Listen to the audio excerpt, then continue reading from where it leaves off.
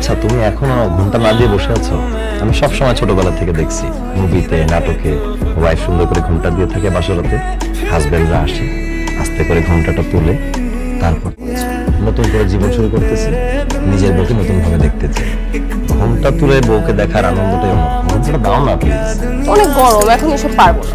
Please, আমার না অনেক ঘুম আসছে, চলো ঘুমাই। না না না, আজকে কোনো ঘুম হবে না।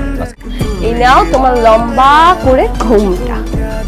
মানে আমার বাসর রাত বস কল দিয়ে বলতেছে আমাকে এখন ফাইলগুলো রেডি করতে। কেন করবো আমি? মেজাজটা গরম হয়ে গেছে। আচ্ছা চলো, তোমাকে মাথায় পানি ঢেলে দিই। না, কোনো মাথায় পানি ঢেলে দেওয়া লাগবে না। তুমি সুন্দর করে একটা লম্বা ঘন্টা দাও, আমি ঘন্টাটা তুলে তোমার সুন্দর চেহারা দেখবো, আমার মন ভরে যাবে। এখন আমি আমার সুন্দরী বউটাকে দেখবো। কি হলো? ইলেকট্রিসিটি চলে যাওয়ার কোনো টাইম পায় না? আমি বুঝলাম না, আমার বাসর রাত বস কল দিয়ে আমাকে ফাইল রেডি করতে বলতেছে, আমাকে আবার ইলেকট্রিসিটি চলে গেছে, আমি বাসর করবো কিভাবে? ধরতে আমি গেলাম। কোথায় যাচ্ছো? জানি না, আমি রাস্তায় চলে যাবো, যাই সবাইকে বলবো যে ইলেকট্রিসিটি চলে গেছে, আমার বস আমাকে কল দিয়ে ফাইল ঠিক করতে বলছে, আমার পক্ষে বাসর করা সম্ভব হয় নাই, আমি গেলাম। তো আসিফ, তুমি কি পাগল নাকি? এভাবে কেউ বাসর ঘরে বউকে ছেড়ে যায়? আসিফ শোনো। ও আসিফ, এই ছেলেকে নিয়ে কি করবো?